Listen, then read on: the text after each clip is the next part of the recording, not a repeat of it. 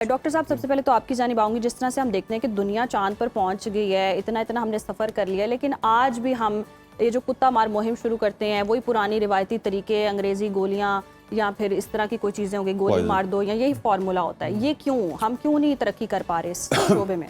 गुजारिश ये कि जब पहले ये फंक्शन जो था वो हेल्थ डिपार्टमेंट मिलके करता था लोकल गवर्नमेंट के बाद। जब लास्ट बल्दियाती एक्ट आया है, जब सीओ बनने चीफ एग्जीक्यूटिव ऑफिसर, और उसके बाद ये फंक्शन लोकल गवर्नमेंट के पास चला गया। एक्चुअली पूरी दुनिया में अगर हम देखें तो कुत्ते जो हैं, ज़ाहिर है एनिमल राइट्स भी, वो भी एक जानदार हैं, और पूरी दुनिया में पेट्स के साथ लोग बहुत ज़्यादा मोहब्बत भी करते हैं और उनको वैक्सीनेशन करवाई जाती है प्रॉपरली।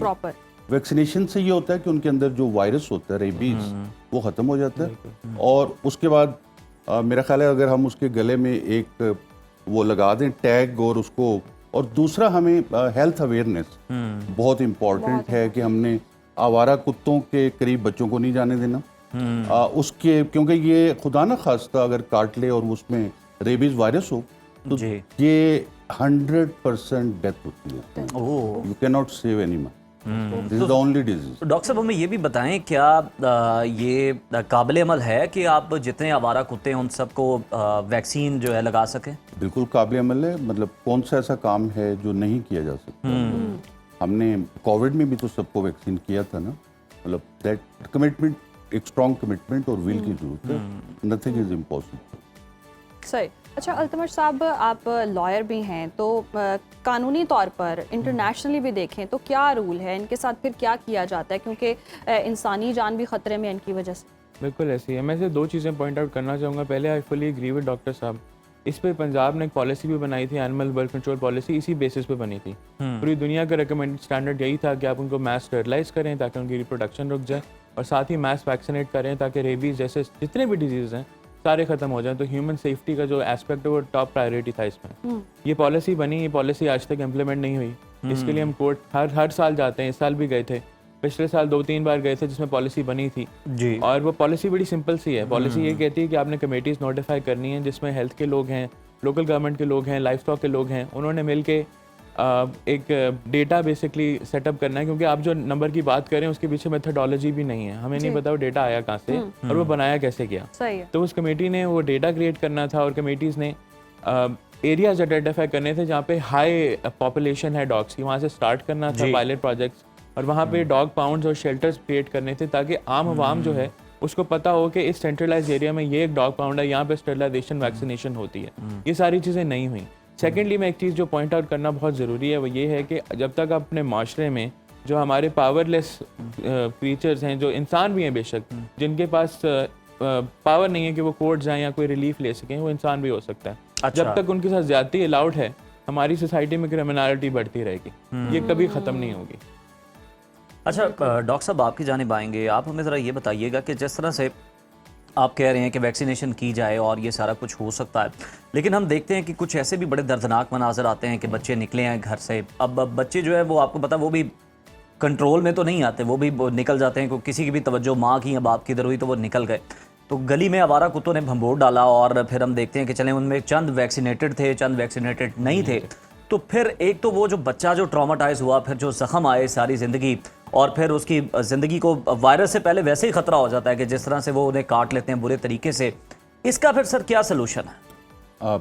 ये वैसे बड़ी ही अफसोसनाक एक सिनेरियो है, डेफिनेटली तकलीफ दे, बिल्कुल बहुत ही ज़्यादा किसी भी पेरेंट के लिए या किसी भी ऐसे शहरी के लिए जो दर्द दिल रखता है। It's very painful. गुजारिश ये है कि जो आवारा कुत्ते हैं, हमें उसके हवाले से कुछ हेल्थ अवेयरनेस भी क्रिएट करने की जरूरत है।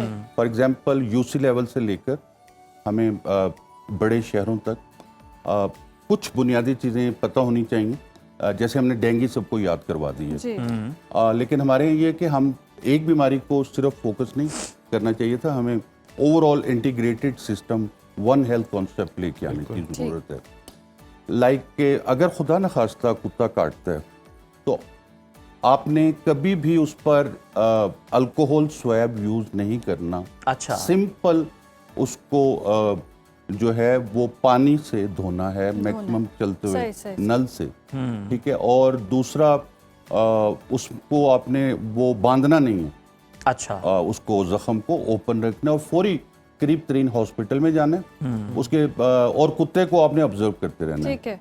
Very important. बाज़ दफ़ा ये भी एक होता है वो गायब हो जाए, या अगर वो रैबिड हो गया है, पागल हो गया है, तो 100% उसके अंदर रेबीज मौजूद है। इसमें एक तो 5 डोजेज हैं वैक्सीन की। हमारे यहाँ एक बहुत बड़ा इशू ये है कि 1 या 2 डोज लगवा के वो फिर उसको क्विट कर जाते हैं। ठीक है।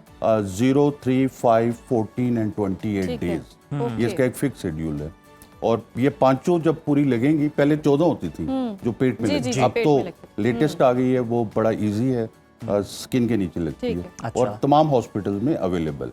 लेकिन इसका एक सेकंड कंपोनेंट है, खुदा ना खास्ता अगर रेबीज हो जाए, क्योंकि उसको लगता है फ्यू वीक्स टू 1 मंथ लग सकता है। वो नर्व्स पे जाके जब हमला करता है तो मरीज की हालत बहुत ही जबरदस्त ड्राउनी, उसको पानी से डर लगेगा, उसके जिस्म में अकड़ाव आ जाएगा, राइसिस सार्डोनिकस कहते हैं उसे, मतलब वो बहुत ही फोबिया का शिकार हो जाता है और बड़ी अजियतनाक हालत हो जाती है उसकी।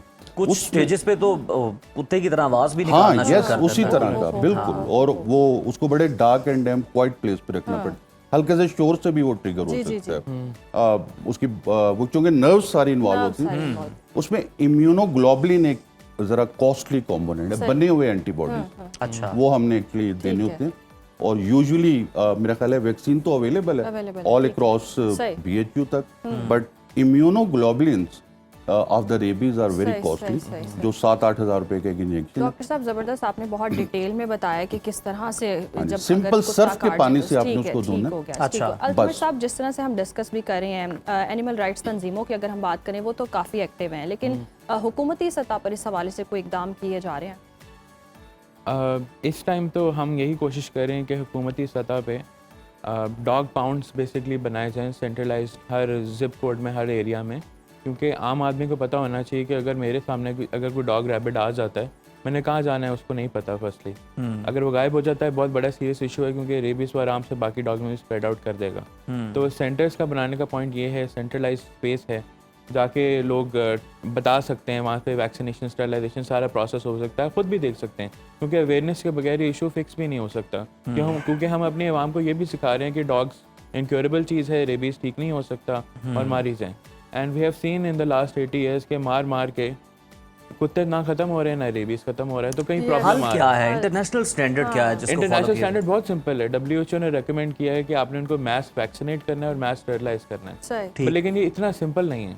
अगर आप एक एरिया आपको चूज करना है, क्योंकि एरिया में अगर क्रॉस ट्रांसफर हो रहा है डॉग्स का तो प्रॉब्लम फेल हो जाता है। हम करते हैं जगह पे रुकते नहीं हैं, एक जगह पे हम करते हैं, फिर हम कहीं और चले जाते हैं, फिर हम कहीं और चले जाते हैं, तो वो उसमें कोई प्लान नहीं होता। बिल्कुल प्लान नहीं होता। डॉक्टर साहब, कैसे प्लान होगा? वहाँ जानवरों के लिए भी राइट्स हैं। अब तो आपको पता है टेक्नोलॉजी, AI, मतलब पूरी दुनिया एक ग्लोबल विलेज बन गई, तो हम उसको QR कोडिंग कोई मैपिंग करते हैं, जिसको हम डिकोड कर सकते हैं स्कैनर से, और पता चल जाएगा कि ऑलरेडी है। कोई ऐसा मुश्किल काम नहीं है। एक आपने पॉइंट हाईलाइट किया कि जो कुत्ता पागल हो जाता है तो काटता है तो रेबीज होते हैं, जो आम जिस तरह से सड़कों पर घूम रहे होते हैं, ये काट लें तो ये भी क्या उतना ही डेंजरस है?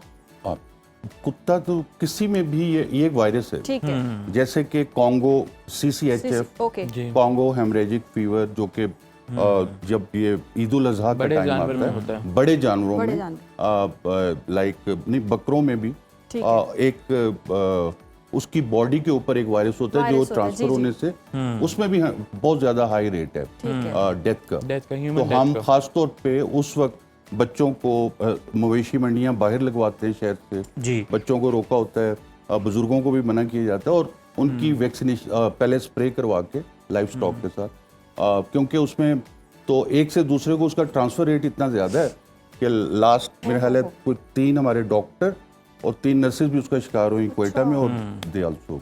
अच्छा सर, देखें, लोगों को थोड़ा सा ना समझाना भी बड़ा मुश्किल है इस मामले में।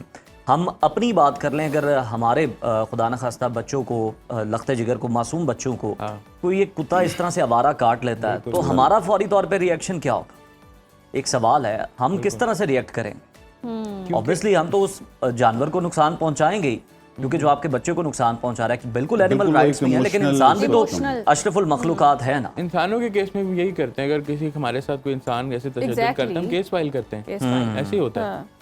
पर मसला हमें इशू ये है कि हम जब छोटे बच्चे जो बड़े हो रहे होते हैं, हम अपनी सोसाइटी में हमारा जो एजुकेशन सिस्टम है उसमें हम बच्चों को एम्पैथी नहीं सिखाते। इट्स नॉट जस्ट एनिमल्स, वो जानवर माहौल के साथ भी बुरा सलूक करते हैं। उनको कोई भी सामने बच्चा कुछ भी नज़र आ जाए वो उनके साथ बुरा सलूक करते हैं, और बड़े होकर यही बच्चे डोमेस्टिक अब्यूजर्स बनते हैं, क्रिमिनल्स बनते हैं। तो छोटे बच्चों को छोटे लेवल पे बहुत जरूरी है सिखाना कि एथिक्स क्या होते हैं। हमारे टीचर्स को भी नहीं पता है। ग्रास रूट लेवल पे काम करने की जरूरत है। यहाँ पर एक बात मैं जरूर ऐड करना चाहूँगा कि कोविड ने पूरी दुनिया को बदल के रख दी है। बिल्कुल पोस्ट कोविड वर्ल्ड है, उसमें इंटरनेशनल हेल्थ रेगुलेशन बहुत ही स्ट्रांगली इम्प्लीमेंट होने जा रहे हैं, और 36 ऐसी डिजीजेज हैं जो कम्युनिकेबल हैं और जो WHO नोटिफाइड हैं।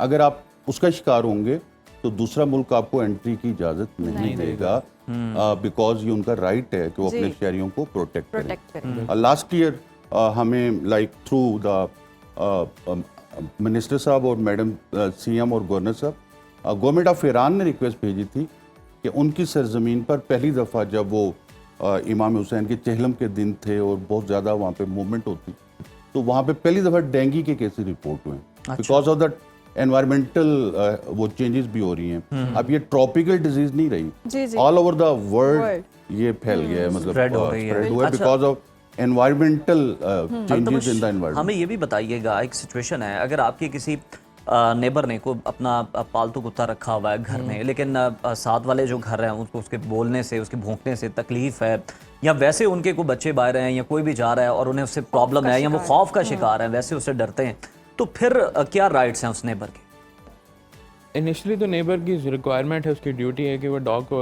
अगर किसी सिचुएशन में बाहर लेके आ रहा है वो चेंड होना चाहिए, उसके पास होना चाहिए। कोई पॉसिबिलिटी नहीं होनी चाहिए कि बच्चे और जानवर का डायरेक्ट इंटरेक्शन हो।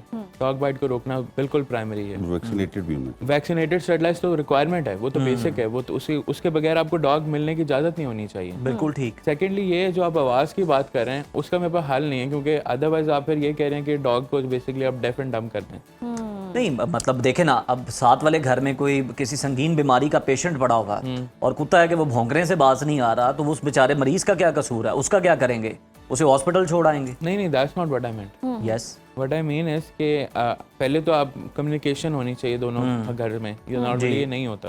अगर वो सामने बता दें ये इशू है तो फिक्स हो सकता है, क्योंकि अदरवाइज बात लड़ाई पे आ जाती है। लड़ाई पे आ जाती है। देखिए, आपके लिए आपका पालतू जानवर बड़ा कीमती है, उनके लिए जनाब उनकी जो कोई पेशेंट है उसकी जिंदगी बड़ी इंपॉर्टेंट है, उसका आराम बड़ा जरूरी है। उस टाइम के लिए मूव हो सकता है ना, अगर कम्युनिकेशन हो रही हो घरों में, it can be move. Actually मैं किसी भी मुल्क में जो हेल्थ पॉलिसी होती है वो डिपेंड करती है कि उसके कुछ बुनियादी इंडिकेटर्स। 5% ऑफ द GDP आपने हेल्थ पे लगाना होता है, और उसका 70% आपने प्रिवेंशन पे लगाना है, लोगों को बीमार ही नहीं होने देना। दिस इज द सोल, मतलब आपने लोगों को साफ पानी, हाथ धोना, और उनको बेसिक्स का पता हो जाए, टॉयलेट कैसे, उसका यूज, उसमें फिर मतलब क्योंकि बहुत सारी बीमारियां हैंड और माउथ के थ्रू होती हैं। अच्छा, अनफॉर्चुनेटली हमारा जो अभी तक पूरे पाकिस्तान का अगर हम बजट देखें 1.3% हम हेल्थ पे लगाते हैं। पंजाब में चूंकि अब 2 हेल्थ डिपार्टमेंट बने, बजट बढ़ाए गए 2 डिपार्टमेंट, पॉपुलेशन भी कम होने से 2.3% है अभी तक, लेकिन उसका 70 to 80% हम क्लिनिकल हॉस्पिटल्स पे लगा रहे हैं। We are not investing on the prevention awareness. बिल्कुल डॉक्टर साहब, ये पॉइंट आपने बहुत हाईलाइट किया और है। Second, after the 18 amendment education और हेल्थ सूबों के पास आ गई है, ठीक है, और चारों सूबों में इस वक्त डिफरेंट गवर्नमेंट है, दे डोंट हैव एनी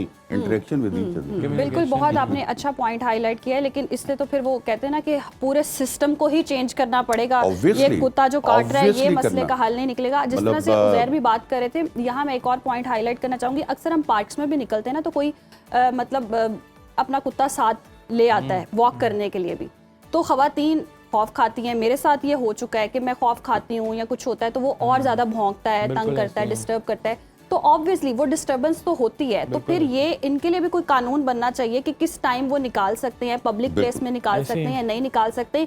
ये एथिक्स तो फिर इतने तो होने चाहिए अगर आप कुत्ता पाल रहे हैं तो। आप एक सिंपल स्मॉल सा डेजिग्नेटेड डॉग पार्क भी कर सकते हैं, ताकि 90% जो आपके पार्क्स हैं उधर इंसान जाए और सिर्फ एक स्पेसिफिक एरिया में डॉग्स चले जाएं, या टाइमिंग हो something like that should be definitely happening. और देखें जिन्होंने रखे हुए हैं उन्हें भी फ्लेक्स नहीं करना चाहिए, वो भी जो लेके ना फ्लेक्स कर रहे हैं बाकायदा साथ वॉक ये ना करवाने के एक लिए एक कोई बड़ा एक देखे ना एस्थेटिक सी लुक show निकलती off- है, show off ज्यादा बड़ी हो वाइब चुका आती है, तो इस नस्ल तरह के से बारे बचना में चाहिए। अपने घर में बुजुर्गों को शायद इतना ध्यान दें हाँ। तो घर में पालतू कुत्तों को Yes. बहुत ध्यान दे रहे होते हैं, बेड तक ले जा रहे होते हैं, चूम रहे होते हैं, लेकिन साथ पड़ा जो मरीज होता है उसको शायद जाकर हाल ना पूछे। तो खुदारा ये भी फ्लेक्स करना बंद कर दें। ये जो आपने स्टेटस कॉन्शियस बहुत ज्यादा हो गए हैं कि कुत्ता पालना पता नहीं एक फ्लेक्स की बात है, cool लगेंगे बहुत आप cool society लगेंगे। में, ये आपकी बहुत बड़ी है। नामाकूल हरकत है माजरत के साथ। बहुत शुक्रिया आप Thank you मेहमानों so का।